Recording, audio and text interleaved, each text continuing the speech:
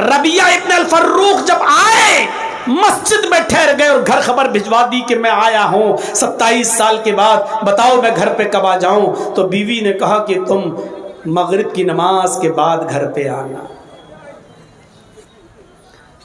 شوہر نے عصر کی نماز مسجد میں پڑھی، ایک خوبصورت نوجوان لڑکے نے نماز پڑھائی اور چلا گیا۔ مغرب کی نماز کے لیے وہی خوبصورت نوجوان لڑکا آتا ہے، اچھی قرات کرتا ہے اور بہترین انداز میں درس دیتا ہے، بہترین انداز میں درس دیتا ہے، اس درس میں لوگوں کو رلا دیتا ہے، سب کی آنکھوں میں آنسو آ جاتے ہیں۔ ربیہ ابن الفروخ مسجد کے کونے میں جاتے ہیں، اپنے دونوں ہاتھوں کو اٹھا کر کہتے ہیں اللہ کاش تو نے مجھے بھی کوئی بیٹا دیا ہوتا، کاش تو نے مجھے بھی کوئی اولاد سے نوازا ہوتا، میں بھی اپنی اولاد کو، اپنے بیٹے کو ایسا ہی عالم بناتا، ایسا ہی حافظ بناتا، ایسا ہی قاری بناتا، آج اس کی زبان سے قرآن کے یہ الفاظ سن کر میرا دل خوش ہوتا۔ اس نوجوان کی قرات اور تقریر سے متاثر ہے۔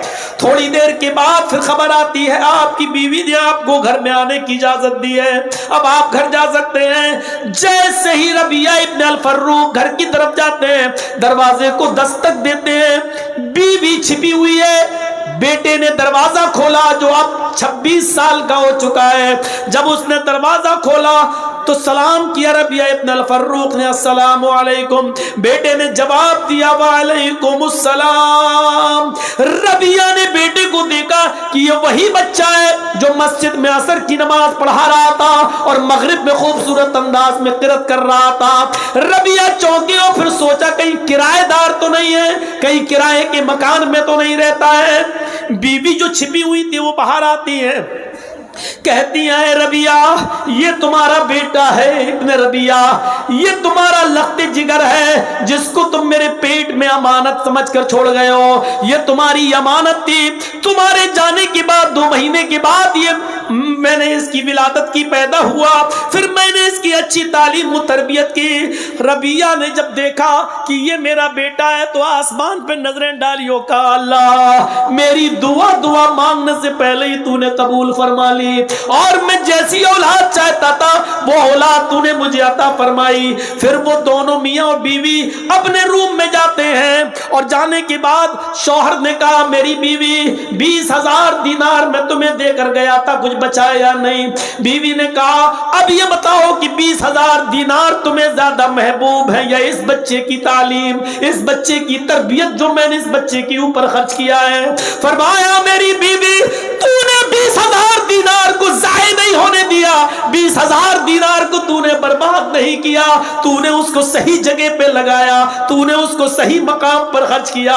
اللہ نے مجھے صالح اور نیک اولاد اور عالم و فاضل و قاری کی شکل میں مجھے دے دی، یہ بہت بڑی امانت ہے۔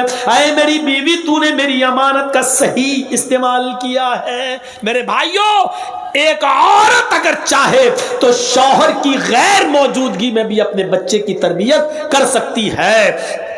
اسکولوں میں تربیت نہیں ملے گی، کالجز میں تربیت نہیں ملے گی، بڑے بڑے ڈگری کالجز میں تربیت نہیں ملے گی۔ کیوں؟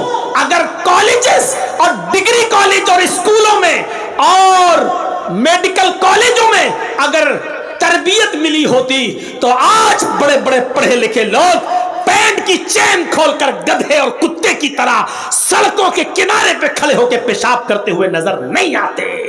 آج ان کا کھڑے ہو کر سڑکوں پر کھڑے ہو کر پیشاب کرنا یہ بتاتا ہے کہ انہوں نے صرف ڈگریاں حاصل کر لی ہے، تربیت نہیں۔ تربیت ماں کی گود سے ملتی ہے۔ مدرس لیپ از فرسٹ کالج فار چلڈرن، ماں کی گود یہ بچے کا پہلا مدرسہ ہے۔ اگر بچہ ماں کے پیٹ سے تربیت حاصل کر کے نہیں نکلا تو زندگی میں کہیں تربیت حاصل نہیں کر سکتا ہے۔ اور یہ تربیت ملے گی مدرسوں سے، یہ تربیت ملے گی تمہیں ماں کے گود سے۔ اس لیے ایسی تربیت اگر اپنی اولاد کی چاہتے ہو تو اچھی ماؤں کا انتخاب کرو اور اچھے مدرسوں کا انتخاب کرو۔ تو میرے پیارے ساتھیوں ہم کیا تربیت دیں گے؟ ایک کتاب آپ نے سنا ہوگا، ایک صحابیہ کا واقعہ، اور ایک کتاب ہے جس کتاب کا نام ہے تذکرۃ الحفاظ۔ اس کتاب کے رائٹر ہیں علامہ شمس الدین ذہبی رحمۃ اللہ علیہ۔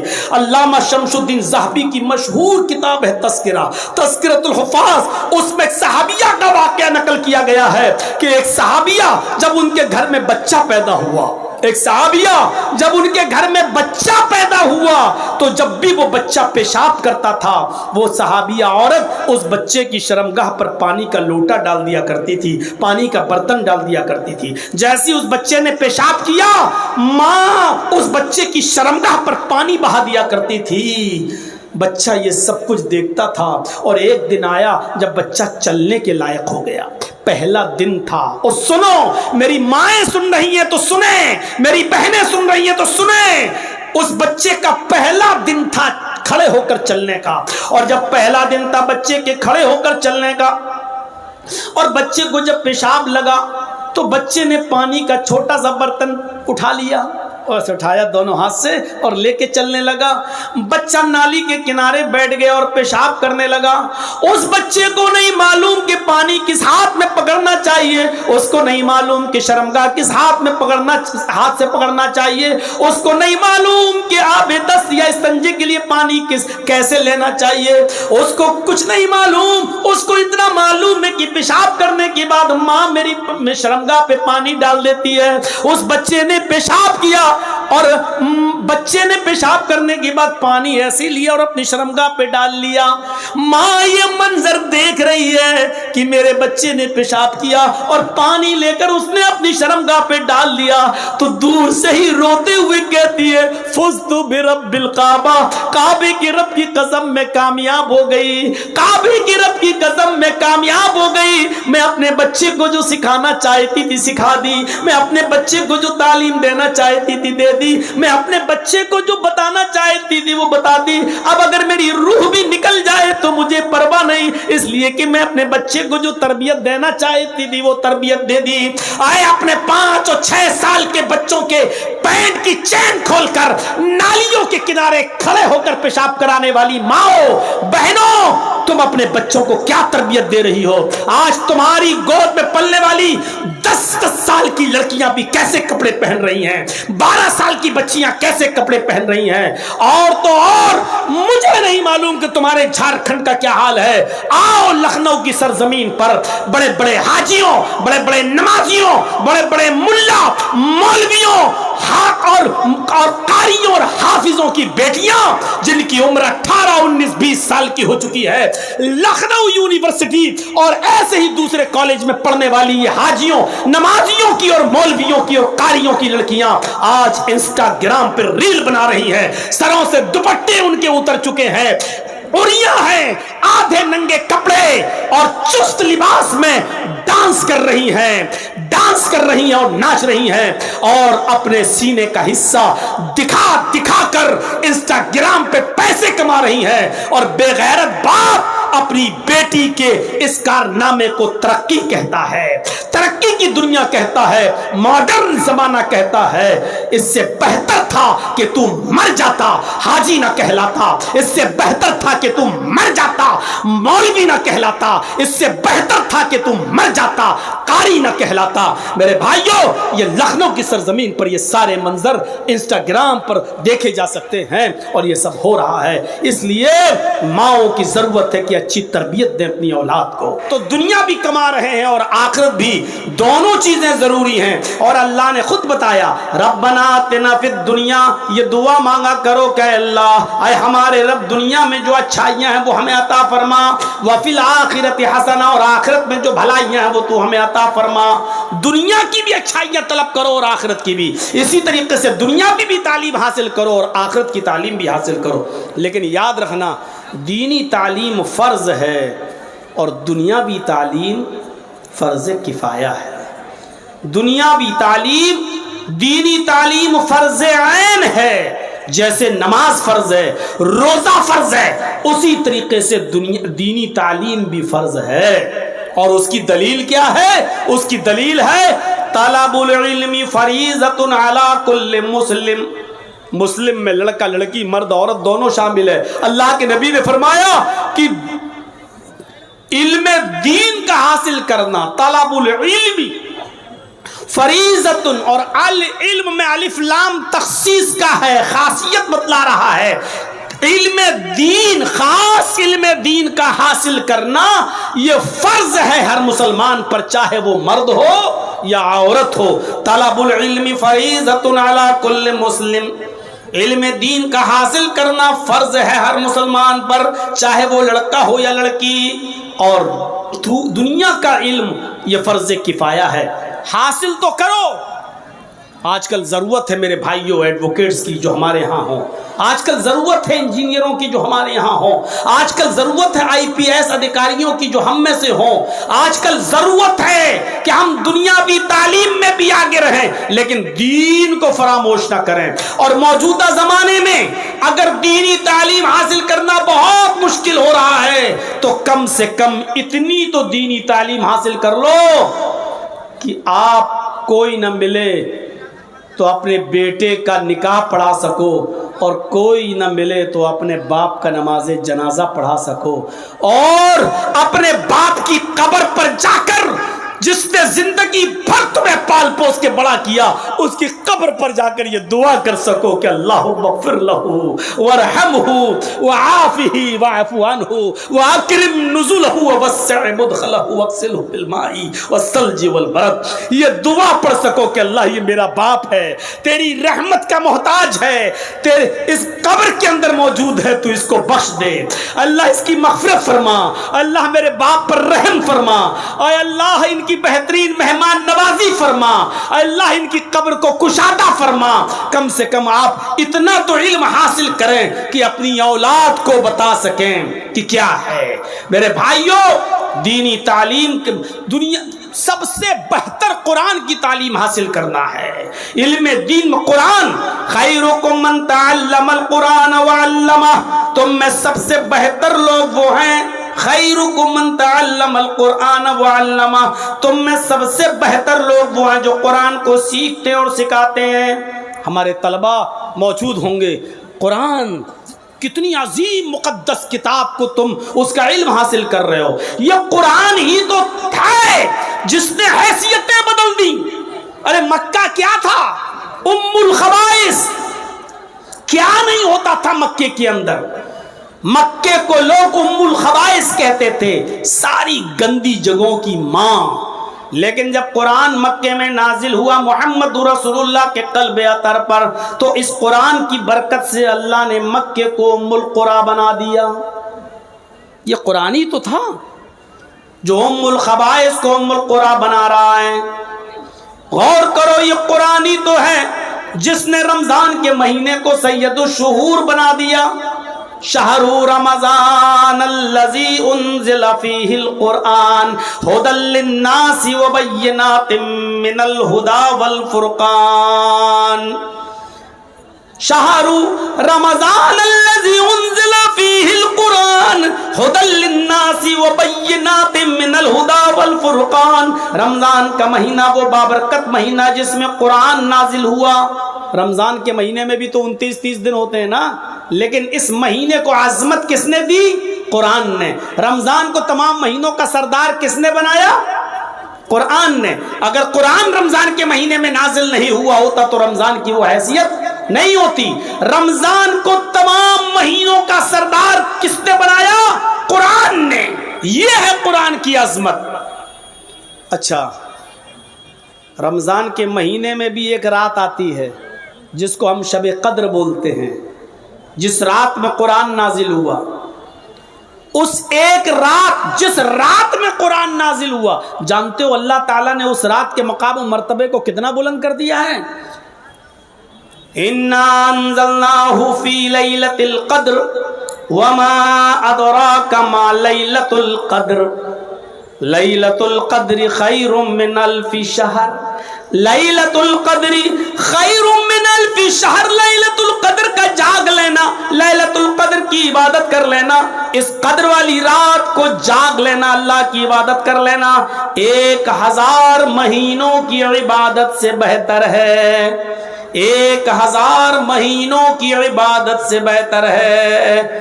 1000 مہینے جاؤ آپ ملٹیپل آپ جوڑ دیکھ لیجئے اور تقسیم کر لیجئے. آپ 1000 مہینے کو 12 سے 12 سے آپ دیکھیے اور تقسیم کریے, بھاگ دیجئے.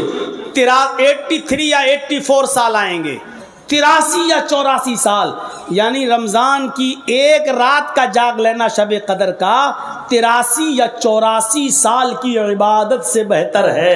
اس رات کو اتنا بڑا مقام کس نے دیا؟ قرآن نے. ان بچوں کو حقیر نظروں سے مت دیکھو, مدرسے میں پڑھنے والے بچوں کو بری نظروں سے مت دیکھو. آپ اگر تعاون کر رہے ہیں تو آپ کا پیسہ غلط جگہ نہیں جا رہا ہے. یہ اس مقدس کتاب کا علم حاصل کر رہے ہیں جس مقدس کتاب نے رمضان کو سید الشہور بنا دیا, جس مقدس کتاب نے اس رات کو لیلۃ القدر کو خیر من الف شہر 1000 مہینوں کی عبادت سے بہتر بنا دیا ہے. میرے بھائیوں ذرا غور کیجئے, اس قرآن کی عظمت پر ذرا نظر ڈالیے. یہ قرآن جب مکے میں نازل ہوا تو مکے کو ام القری بنا دیا. یہ قرآن جس مہینے میں نازل ہوا اس مہینے کو سید الشہور بنا دیا. یہ قرآن جس رات میں نازل ہوا وہ رات لیلۃ القدر خیر من الف شہر بن گئی. اس قرآن کو جو فرشتہ لے کر آیا محمد رسول اللہ صلی اللہ علیہ وسلم کے قلب اطہر پر, معاف کیجئے گا بہت ہی دو ٹوک بول رہا ہوں, یہی جبرائیل تھے جو موسیٰ پر تورات لے کر آئے, یہی جبرائیل تھے جو عیسیٰ پر انجیل لے کر آئے, یہی جبرائیل تھے جو داؤد علیہ السلام پر زبور لے کر آئے. لیکن جبرائیل عام فرشتے تھے, کوئی ان کی اہمیت نہیں تھی. لیکن جب یہی جبرائیل قرآن کریم کو لے کر جناب محمد رسول اللہ کے پاس آئے اور قرآن کا نزول جب محمد کے قلب اطہر پر کیا تو اللہ نے قرآن کی برکت سے جبرائیل کو سید الملائکہ بنا دیا, تمام فرشتوں کا سردار بنا دیا. آپ دیکھیے تو خیرکم من تعلم القرآن وعلمہ, جس قرآن نے ساری چیزوں کی حیثیت بدلی, اس قرآن نے پڑھنے والے اور پڑھانے والوں کے مقام کو بھی بلند کر دیا. اور لوگوں دنیا میں بہت بڑے بڑے اسمارٹ لوگ ہیں, اچھی اچھی کیٹیگری کے لوگ ہیں, پروفیسر ہیں, انجینئر ہیں, ایڈوکیٹس ہیں, آئی پی ایس ہیں, دنیا میں ہر قسم کے لوگ تمہیں ملیں گے. لیکن کعبے کے رب کی قسم اللہ کے نبی فرماتے ہیں ان میں سب سے بہتر کون ہے؟ کوئی آئی پی ایس کی ڈگری لے کر آیا, کوئی ایڈوکیٹ کی ڈگری لے کے آیا, کوئی ڈی ایم بن گیا, کوئی ایس ڈی ایم بن گیا, کوئی انجینئر بن گیا, کوئی سول انجینئر بن گیا, کوئی آرکیٹیکچر بن گیا, کوئی کچھ بن گیا. علم بہت قسم کے لوگوں نے حاصل کیا. لیکن اللہ کے نبی فرماتے ہیں تم میں سب سے بہتر لوگ وہ ہیں جو قرآن کو سیکھتے ہیں اور دوسروں کو سکھاتے ہیں. جو قرآن کا علم حاصل کرتے ہیں وہ بھی سب سے بہتر, اور جو دوسروں کو قرآن سکھاتے ہیں وہ بھی سب سے بہتر. یعنی ان سے بہتر اس روئے زمین پر کوئی نہیں ہے. آپ اندازہ لگا سکتے ہیں, آپ غور کر سکتے ہیں. میرے بھائیوں ہر باپ کی ذمہ داری ہے, ہر باپ کی جو صاحب اولاد ہے اس کی ذمہ داری ہے کہ وہ غور کرے کہ اس کی اولاد کہاں جا رہی ہے, کس طرف جا رہی ہے. آپ نے کیا تربیت دی اپنی اولاد کو, آپ نے کیا سکھایا اپنی اولاد کو. آؤ تمہیں ایک واقعے کی طرف لے کر چلتا ہوں. حضرت یوسف علیہ السلام کی شخصیت پر نظر ڈالو. تھوڑا سا میں اشارہ کروں گا. یوسف علیہ السلام چھوٹے تھے, سارے بھائیوں نے باپ سے کہا اے ابو جان یوسف کو ہمارے ساتھ بھیج دیجئے, ہمارے ساتھ کھیلے گا کودے گا, اکیلے گھر میں رہتا ہے, بور ہوتا ہے, ہم اس کے بھائی ہیں, ہم لے کر جا رہے ہیں. یعقوب علیہ السلام نے یوسف کو اپنے دوسرے بیٹوں کے ساتھ بھیج دیا, لیکن ان کے دل میں تو کدورت اور حسد تھا, اس لیے سارے بھائیوں نے مل کر یوسف کو ایک اندھے کنویں کے اندر, ایک ویران کنویں کے اندر ڈال دیا. اب دیکھیے گا, کنویں کے اندر ڈال دیا, پھینک کے چلے آئے, اور گھر پہ آنے کے بعد انہوں نے اپنے باپ سے کیا کہا؟ یا ابانا, قرآن دیکھیے, یا ابانا انا ذهبنا نستبق وترکنا یوسف عند متاعنا فاکلہ الذئب आए अब्बू जान, हम यूसुफ को लेकर जंगल में गए, हमने अपने सामान के पास यूसुफ को बिठा दिया, हमने अपने सामान के पास यूसुफ को बिठा दिया, हम खेल कूद में लग गए, दौड़ भाग में लग गए। फ़अकलहु ज़िब, एक भेड़िया आया और वो यूसुफ को खा गया। हालांकि यूसुफ को इन्होंने कुएं में फेंका था, लेकिन बाप से क्या कह रहे हैं, हमने यूसुफ को अपने सामान के पास बिठा दिया था निगरानी के लिए, और हम खेल कूद में लग गए और यूसुफ को भेड़िया खा गया। वमा अंत बिमुमिनिन लना, बात की स्टाइल देखिए, झूठे लोग अपनी बात को इसी तरीके से कैसे पेश करते हैं, किस अंदाज से। अल्लाह की कसम, अरे 1 महीने में हम तुम्हारा पैसा लौटा देंगे, बेटी की शादी है, और 4-4 साल तक मांगते फिर रहे हो। अब आप अपना पैसा ऐसे मांग रहे हो जैसे भीख मांग रहे हो किसी के। वमा अंत बिमुमिनिन लना, और आप हमारी बात क्यों मानने लगे, आप हमें सच्चा नहीं जानेंगे, आप हमारी बात क्यों मानेंगे। वलो कुन्ना सादिकीन, अगरचे हम सच ही क्यों ना बोल रहे हो। बात आई गई, खत्म हो गई। इधर यूसुफ अलैहिस्सलाम कुएं में है, उधर काफिला आया, उसको पानी की जरूरत थी। एक आदमी ने अपना डोल, अपना बर्तन पानी कुएं में डाला पानी हासिल करने के लिए, और जब निकालना चाहा कि पानी आ गया, क्या देखता है, बहुत भारी हो गई रस्सी, खिंच नहीं रही। जब झांक कर देखा तो उस डोल के अंदर यूसुफ बैठे हुए हैं, एक लड़का बैठा हुआ है। इसने झांक कर देखा, काफिले वालों से कहा, या बुशरा हाजा गुलाम, अरे लोगों खुशखबरी हो, हम पानी लेने के लिए इस कुएं के पास आए, लेकिन ये कुआं तो वीरान है, अंधा है, इस कुएं में पानी नहीं है, लेकिन खुशखबरी हो, एक बच्चा हमें मिल गया है। उस बच्चे को निकाला गया, यूसुफ को निकाला गया, खुश हैं सब, चलो जल्दी करो, इस बच्चे को मिस्र के बाजार में बेच देते हैं, हमारे हाथ आ गया है, हम इसको बेच देते हैं। चोरी का माल लोग जितनी जल्दी हो निकालना चाहते हैं, कोई इसका असली मालिक ना आ जाए, इसलिए कलिया चक्के इलाके में चले जाओ, 20,000 रुपए का मोबाइल 2,000 रुपए में आपको मिल जाएगा। आपके इलाके में भी होता होगा, चोरी का माल लोग बहुत सस्ते में देकर चले जाते हैं। इनको ये बच्चा मिला, इन्होंने सोचा जल्दी से बेच दो इसको। मिस्र के बाजार में गए, यूसुफ जैसा खूबसूरत बच्चा, यूसुफ जैसा खूबसूरत और हसीन और जमील लड़का कितने में बिका, आप ताज्जुब करेंगे कीमत, इतना खूबसूरत बच्चा। लेकिन वह शरऊहु बिसमनिन बख्सिन दराहिम मअदूदा, चंद खोटे सिक्कों में उन्होंने बेच दिया। जो मिल रहा मिल जाए, जल्दी से बेचकर भागो। कुरान ने कीमत बताई, कुरान ने यूसुफ की कीमत बताई, कितने में बेचा यूसुफ अलैहिस्सलाम को, वशरऊहु बिथमनिन बख्सिन दराहिम मअदूदा, चंद घिसे पिटे, चंद खोटे सिक्कों में बेच दिया, यानी मामूली रकम में बेच दिया। लो, और जो मिल गया लेके चले गए। यूसुफ अलैहिस्सलाम को किसने खरीदा? बादशाह मिस्र ने। चाहता तो लंबी रकम दे सकता था, लेकिन नहीं, चंद सिक्कों में खरीद लिया और यूसुफ को अपने घर लाया। और जब लाया तो अपनी बीवी से कहा, खिलाओ पिलाओ पाल पोस के बड़ा करो, हमारे पास कोई औलाद नहीं है, ये यूसुफ, ये आगे चलकर ये बच्चा हमारा बेटा बना, हम इसको बेटा भी बना सकते हैं, यह हमें कोई फायदा जरूर पहुंचाएगा। इधर बादशाह मिस्र की बीवी उस बच्चे की देखरेख करने लगी, खिलाने पिलाने लगी, पाल पोस कर बड़ा करने लगी। और जब पाल पोस कर बड़ा कर दिया और यूसुफ जवान हो गए, बालिग हो गए, तो ये बादशाह मिस्र की बीवी का दिल ही यूसुफ के ऊपर आ गया। अब मंजर देखिए, यूसुफ अलैहिस्सलाम पर दिल आ गया, बहलाने लगी, फुसलाने लगी, अपने करीब लाने की कोशिश करने लगी, लेकिन यूसुफ अलैहिस्सलाम बचे रहे। अब ये चर्चा औरतों में आम हो गया, पूरे मिस्र की औरतों में ये चर्चा हो गया। और औरतें कहने लगी, वाह यूसुफ को देखो, बादशाह की बीवी को देखो, अजीजे मिस्र की बीवी अपने गुलाम को दिल दे बैठी, उसके साथ गलत काम करना चाहती है। औरतों में चर्चा हो गया। औरतों में चर्चा बहुत खतरनाक होता है और बहुत जल्दी होता है। अगर आपको किसी चीज़ को बहुत जल्दी फेमस कराना हो और किसी चीज़ को का बहुत जल्दी प्रचार कराना हो तो एक दो औरतों को बता दीजिए, शाम तक पूरे मोहल्ले को खबर हो जाएगी। एक आदमी था बेचारा, उस शौहर, वो एक तरबूज काट के लाया, तरबूज, और उसने दुपट्टे में लपेट लिया। दुपट्टा जानते ना औरतें जो ओढ़ती हैं, उस दुपट्टे में लपेट लिया। तरबूज लाल था तो दुपट्टा लाल हो गया ऊपर से।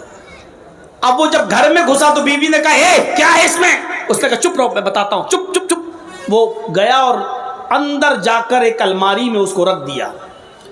बीवी कहती क्या लेके आए हो तुम? उसने अपनी बीवी से कहा, सुनो, एक आदमी से दुश्मनी हो गई मेरी, मैंने उसकी गर्दन काटी है, उसमें एक आदमी का मर्डर करके आया हूँ, उसकी गर्दन है, अभी दिन में फेंकने जाऊंगा तो पकड़ा जाऊंगा, रात होने दो, मैं इसको नदी में फेंक आऊंगा, अभी शोर मत करो, बस जाओ तुम काम में लग जाओ। मार दिया हमने, एक आदमी का कत्ल कर दिया। ये क्या किया तुमने? तुम मेरी बीवी हो, कहना नहीं किसी से। नहीं, जोहर के बाद लाया था तरबूज, लपेटा था, लाल हुआ था दुपट्टा, अलमारी में रखा था, लेकिन मगरिब की अजान होते होते पुलिस घर पहुंच गई, छापा मारा, भीड़ लग गई लोगों की। ये आदमी कह रहा क्या कर रहे हो भाई? कहा नहीं, मुझे खबर मिली है तुमने किसी का मर्डर किया है। अरे साहब, मैं मर्डर करूंगा? आज तक मैं मुर्गी तो काट नहीं पाता हूं, आदमी को काटूंगा? क्या बात कर रहे हो? तो आदमी मुस्कुराते हुए कहता है कि आपको जो खबर लगी है साहब वो सही लगी है, लेकिन मैं आपको इसकी हकीकत बताता हूँ, आओ मेरे साथ। का क्या?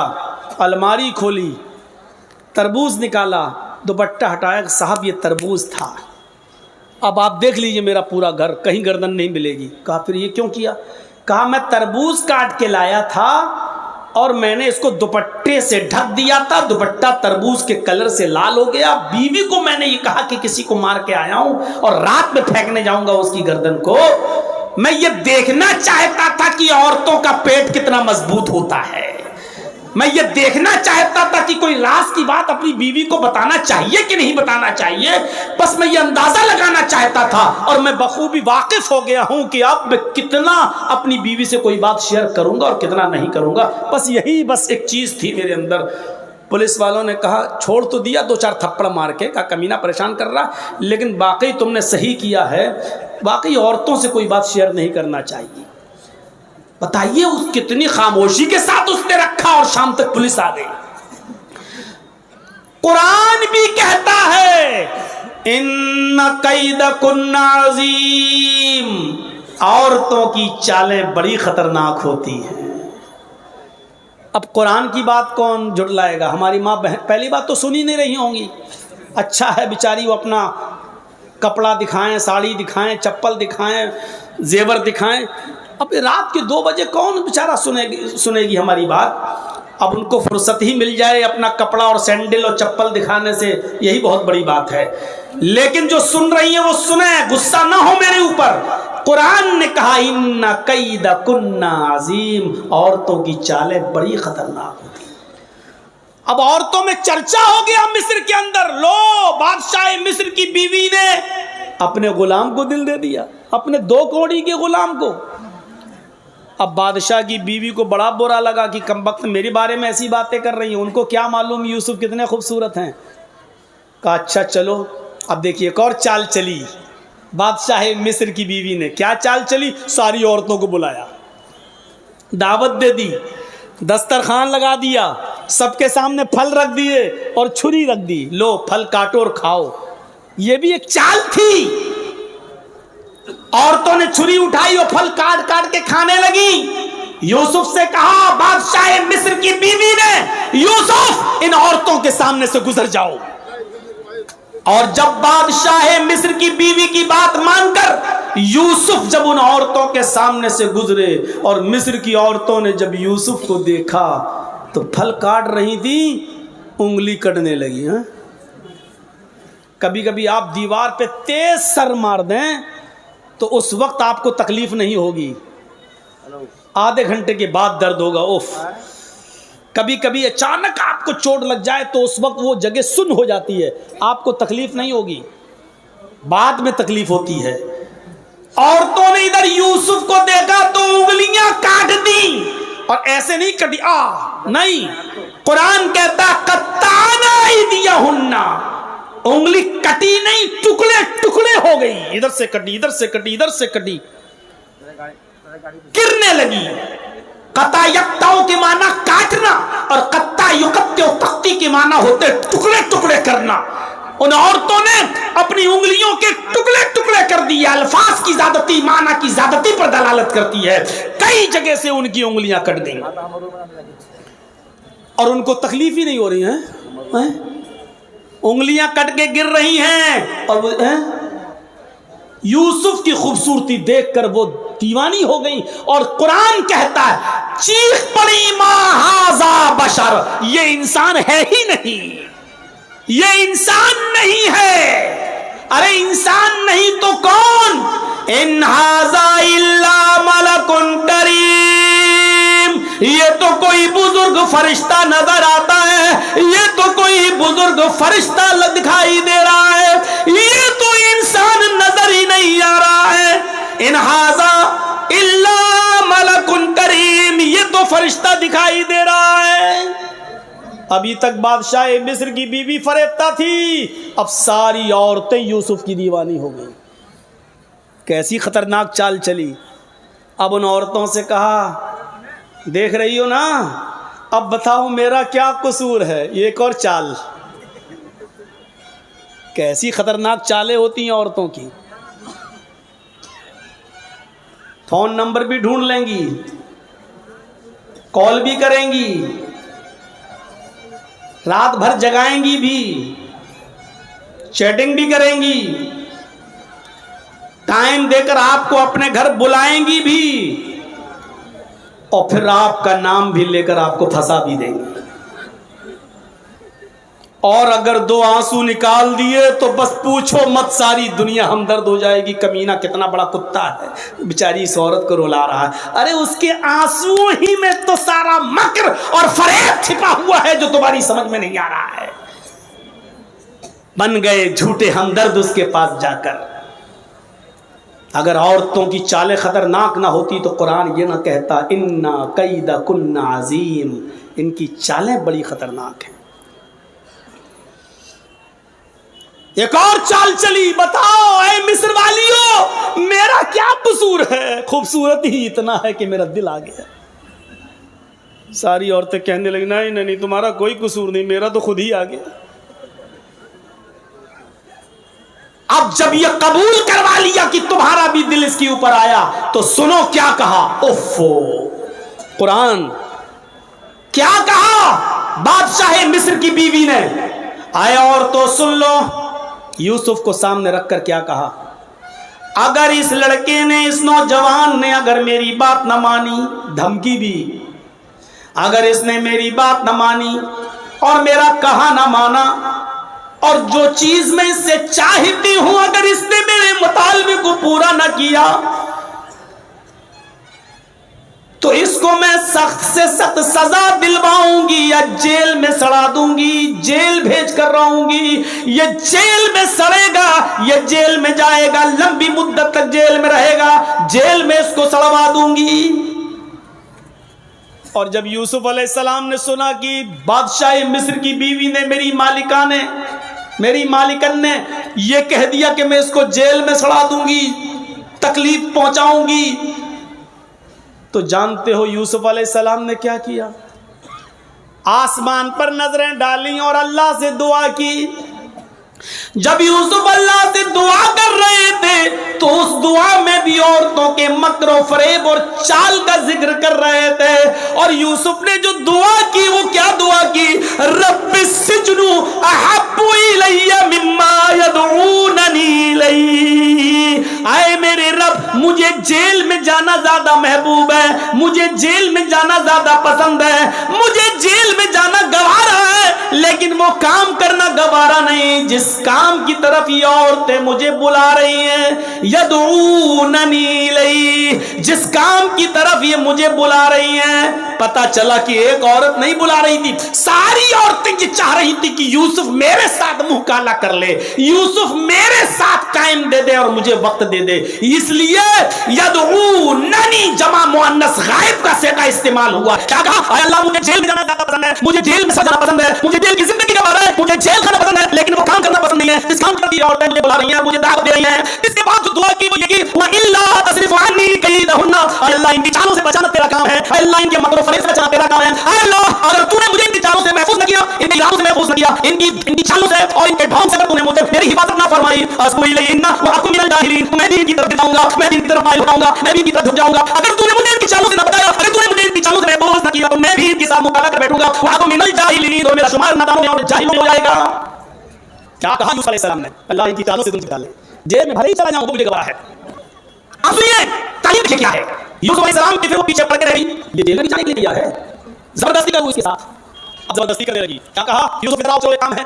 कुरान कहता है अंदर ले गई, ये दरवाजा बंद, अंदर ले गई, दूसरा दरवाजा बंद, और अंदर ले गई, तीसरा दरवाजा बंद, कई दरवाजों के अंदर ले गई। और जब लास्ट वाले कमरे में पहुंची तो कहने लगी, आई यूसुफ आओ, अच्छा मौका है, एक खूबसूरत औरत तुम्हारे पास है, तन्हाई का मौका है, आओ आओ मेरे करीब आओ। यूसुफ को जब करीब बुलाने लगी तो यूसुफ अलैहिस्सलाम ने कहा, माअज़ल्लाह, अल्लाह की पनाह, मैं ये काम नहीं कर सकता। वो उठी, यूसुफ भागे। कुरान देखिए, यूसुफ अलैहिस्सलाम ने दरवाजा खोला, आगे बढ़े, ये भी आगे बढ़ी, दूसरा दरवाजा खोला और आगे बढ़े, आखिरी दरवाजे पे पहुंच गए। पहुंचते उस औरत ने यूसुफ के दामन को पीछे से पकड़ा और यूसुफ दरवाजा पकड़े हुए थे ऐसे। यूसुफ दरवाजा पकड़े हुए थे पैर से, और जैसे ही खींचा उस औरत ने अपनी तरफ, बादशाह मिस्र की बीवी ने अपनी तरफ यूसुफ को खींचा तो यूसुफ का कुर्ता पीछे से फटता चला गया। कौन ये खतरनाक लाइन मार रहा है? ये लाइट लड़कियों पे मारी जाती है, तो मुझ पे मार रहे हो? इतनी भी अकल नहीं तुम्हें? जरूर कोई छिछोरा है जिसको उसके बाप ने तबीयत नहीं दी। मेरे भाइयों, जैसे ही खींचा यूसुफ जमीन पर गिरे, सामने दरवाजा खुल गया, क्योंकि यूसुफ दरवाजे को पकड़े हुए थे, उसे पीछे से खींचा, कुर्ता फटा, ऐसे ही दरवाजा खुल गया।